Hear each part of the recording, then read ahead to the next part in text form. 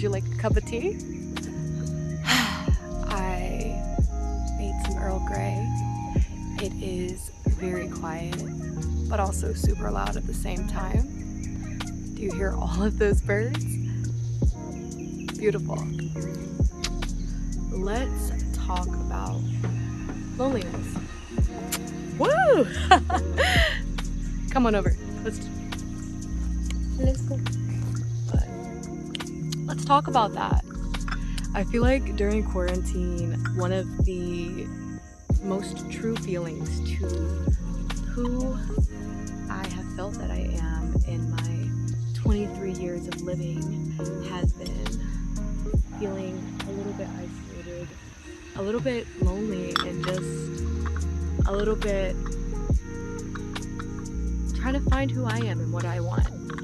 And I want to talk about that. I don't know how you can feel so truly that you have no friends and you have so many friends at the same time. Ever since moving home and leaving the city I did my 4 years of college at, I have had to experience the feeling of just isolation and also being thrust into a situation in which I no longer identify with people in which I either didn't keep touch or maybe we've just diverged paths at this point of our lives. Sometimes I hear people who have group chats with their friends and I just I can't relate. And maybe it's because I don't have an iPhone, and had I hopped on that wave when everybody was playing iPhone games, I too would be inundated with all of the friends. But I just don't relate to that. And I feel that the feeling of just wanting to be related to, wanting to have someone who has that similar history to me. And I remember even going to college and making friends my junior year because I ended up transferring and really feeling like I had missed the boat in so many relationships.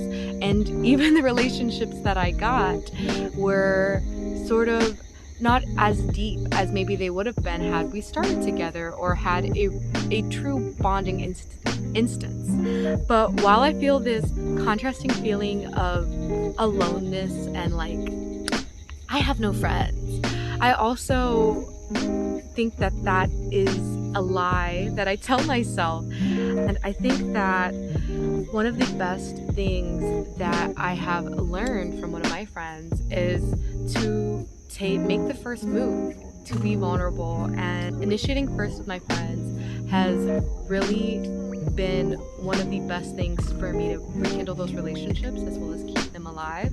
And also, a lot of times I've gotten into the habit of looking at people like trees.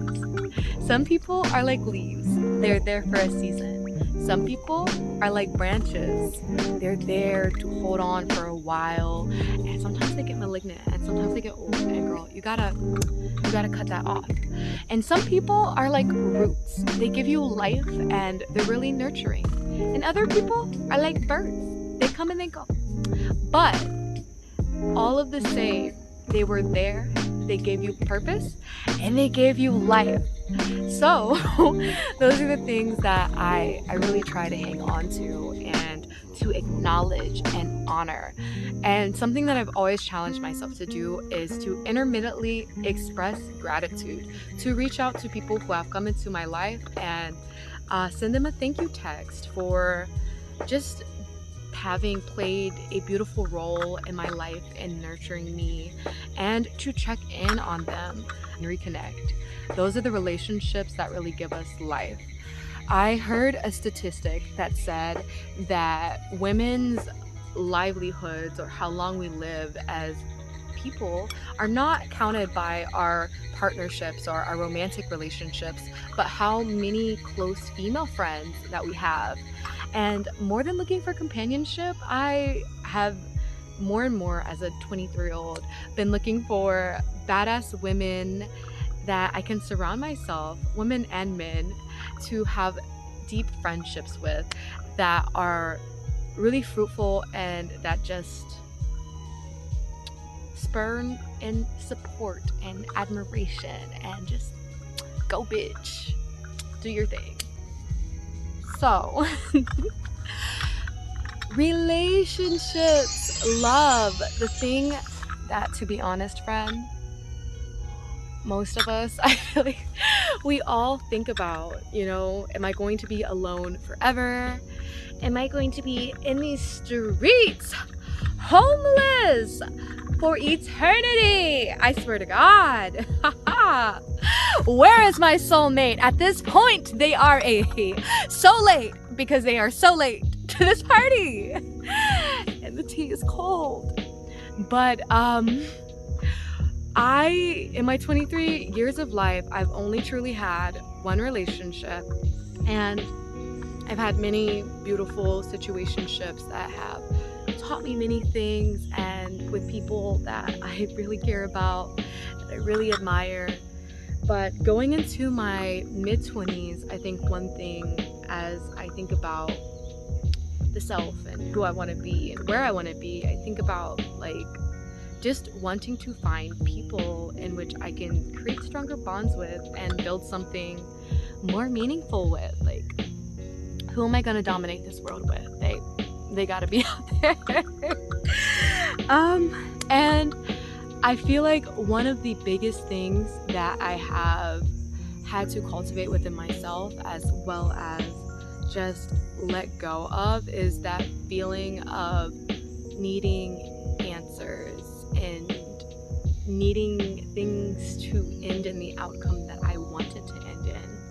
And that feeling of ambiguousness and that discomfort of just having to let go of outcomes and embrace the unknown is not easy. And anyone who asks you to do so and says it is easy is a fucking liar. But I think one of the things that has brought me comfort is that you have to let shit go. In order for a plant to grow, you can't be staring at that plant all day. What you doing, plant? You growing? You existing? You have to let it go and water it and nurture it and feed into it and give it light, but also let it exist and be its own entity. And I think that that's one thing that I have truly been embracing at this phase of my life, and really just thinking about myself. Who is she? What does she want? And who does that manifest as? And how does that manifest within? What do I need to work on, from my love language to my attachment style to just manifesting who it is that I want to be and living in purpose with myself? I truly believe that when you're in flow and you're working towards being the highest version of yourself, all of those other things will fall into place, and all of those people will fall into step with you, and you will truly fall into purpose with who it is that you're supposed to be. But I'm not gonna lie, being vulnerable, I think that it's not always easy, and I think it's a process of reminding yourself to be patient, of reminding yourself that it takes time, and forgiving yourself. One of the mantras that I have really had throughout the process of dating and the process of finding myself is, girl, if you would have known better, you would have done better. So having that forgiveness and letting things go, letting outcomes go, and also just really investing in yourself. If you find yourself obsessing, you find yourself thinking too much about that one person, no. Don't use that manifesting energy and attention towards attracting that person. Use it towards yourself and the hobbies and the things that interest you and make you colorful and make you beautiful and make you you. I think a lot of times we think that if we put more and more energy and effort towards something or a goal, that we are making progress towards it. But truly, the games played in the mind are truly only games played with yourself. So, do not play yourself. And that's something that I have to remind myself quarterly, yearly, daily when I look myself in the mirror and say, you, ma'am, are the prize. Shine that trophy. Invest in yourself. Buy your own drinks before you allow someone else to buy you a drink. Be okay. It's okay to want support. It's okay to want to be open and to receive instead of always having to give. And I think as an Aries, as a person that is very extroverted and very very much aggressive and a go-getter with what I want, I think that in this phase of life I've been focusing on being more receiving, on allowing people and things to flow towards me rather than always feeling like I have to chase whatever it is that I want and whatever it is that I desire. And I think that's super empowering. I've seen a wave, I feel like, of a lot of people reclaiming their feminine energy and really being intentional about what that looks like, about how that manifests within showing up for yourself and taking care of yourself and engaging in self-care that is not purely capitalist and based off of buying yourself shit. Spending time with yourself and checking in with her and asking, how are you? How are you doing, ma'am? That has been something that has been empowering at this time. Being at home, I feel that I have been more alone and separated from my family at this point in my life than I ever have been.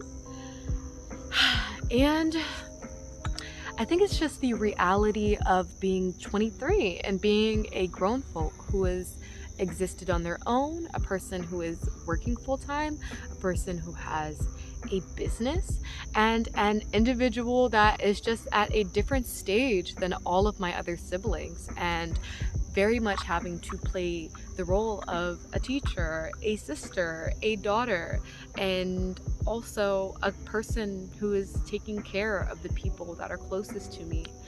And especially in the pandemic, that has been difficult.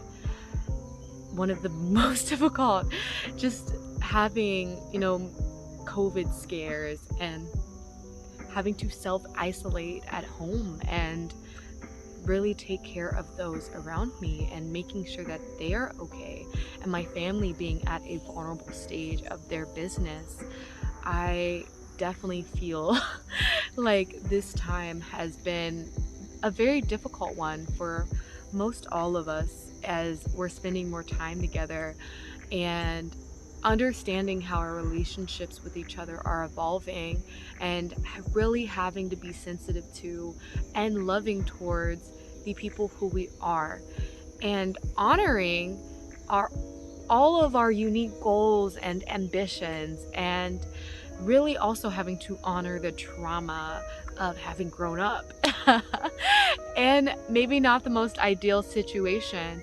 And I think one of the most beautiful things that I've seen is seeing my parents grow and really working on acceptance and relinquishing control of, who I wish my parents were, or how I wish they would have shown up for me, or what I wish things would have been, and really honoring them and loving them for who they have been to me and who they are now in my life. I think that has been both a difficult thing and an empowering thing that I've experienced, because I think I come from a perspective in which my siblings see me living a very different life from the life that I lived as a young person in my home. And having empathy for my parents at this stage in that they're at, and reminding myself that they too are just trying to figure all this shit out, and they too deserve the kind lovingness of that they parented me with. I both felt just most shocked and kind of bewildered when I realized that my parents didn't know everything, and that they too were, as I was, trying to figure everything out. And I think that changed my perspective, and that I was able to let go of limiting beliefs that I'd had in that they must be right. They must know everything that there is to know about life because they're living it, and understanding that in some areas they have expertise and they've really figured their shit out, and I should stand on their shoulders and take a page from their book. But in other areas, I am kind of in the woods by myself, and I have to figure it out. And that's okay. And just as they've gone on their journey to figure it out, they're just a few pages deeper in their chapter book than I am. And maybe their chapters are longer and some of our chapters are shorter, but sure enough, I will check out their book of parenthood one day and have to write that story. And I should leave room for myself to not be perfect and to grow as they are growing as individuals. And I think that's one truth that I'm trying to honor, is to allow there to be blank pages in my life and allow people and myself not to be perfect, and to have room to grow and tear out pages and write new pages. The truth of loneliness is that somehow in ourselves we feel that we're living a very unique experience that no one else has experienced. We feel that we're operating within a truth that other people's might not be able to resonate with or don't understand at the moment. At some points that definitely is true, and that we all walk unique journeys that are different than one another. But I also think that getting out of the ego and just, living in reality, living in truth. There are so many people who have walked the path before us, and there is often no need to walk the road less traveled. It is very true that sometimes you have to be the other people, but sometimes you can just see how other people live their lives and really not expand yourself, and not live within that feeling of I have to do it alone. This experience that I'm feeling, that I'm experiencing, is so different. It's so unique than anyone has ever experienced, because it's probably a half-truth that we're telling ourselves. Well, now, I'm not gonna lie.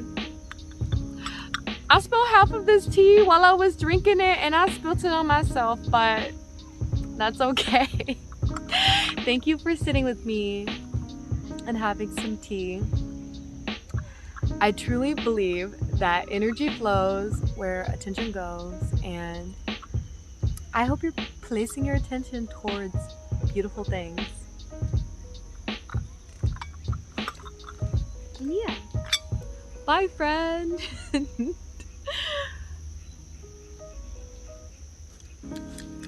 Fake teeth.